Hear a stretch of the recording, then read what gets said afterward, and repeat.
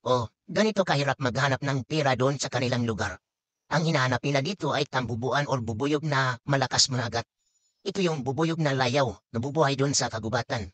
Ito ay matapang na bubuyog. Kapag kinagat ka nito, kahit saang parte sa katawan mo, ay pwede ka maglagnat ng isang buwan. Kaya huwag niyong gayahin ang ginagawa nila mga ka-idol kasi mapapahamak lang kayo kapag ginagawa niyo to. Bakit nila ginagawa ito? Una-una dyan mga ka-idol, kailangan nila itong ibibinta. Kasi doon sa lugar nila ay mayroon na itong bumibili at ginagawa itong vitamin sa kanilang katawan. Yan o. Mahirap ang kanilang ginagawa, pero kapag nakakuha sila ng ganyan kalaki, ay malaking pera na po yan mga ka-idol. Kaya kung nakagat man sila, okay lang kasi kayang-kaya nilang gamutin yan sa pera na kinikita nila. Ayan o, kailangan nilang tumakbo para hindi sila makagat pero nakagat pa rin yan mga ka-idol.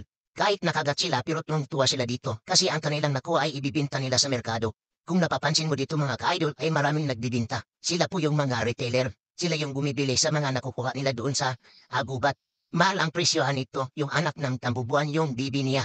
Yun po ang binibili ng mga customer mga ka-idol.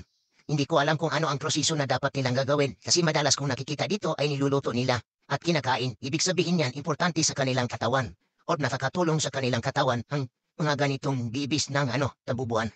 Ang nakakatuwa lang dito ay nakajakpat si kuya dito kasi ang kanyang motor ay binabahayan ng tambubuan o bubuyog. Ibig sabihin, hindi na niya kailangan pumunta sa gubat para maghanap ng tambubuan. Ayan mga ka-idol, makikita mo ay gumagapang. Hinayaan na lang ito sa may-ari ng motor. Dito sa atin, huwag niyong gayahin ang kanilang ginagawa kasi dito sa lugar natin ay wala pang bumibili ng ganito. Doon pa lang sa ibang bansa.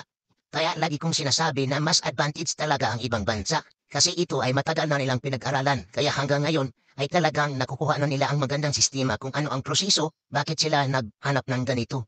Tingnan mo mga ka-idol, jackpot na naman si Dulo dito. Biruin mo, ang daming tambubuan talagang tuloy-tuloy ang bahay niya pati sa ilalim ng lupa. Naku mga ka-idol. Kapag na-harvest ito, sigurado ako, sobrang yaman na ni Lulo. Biruin mo naman mga karir kung gaano kamahal yan.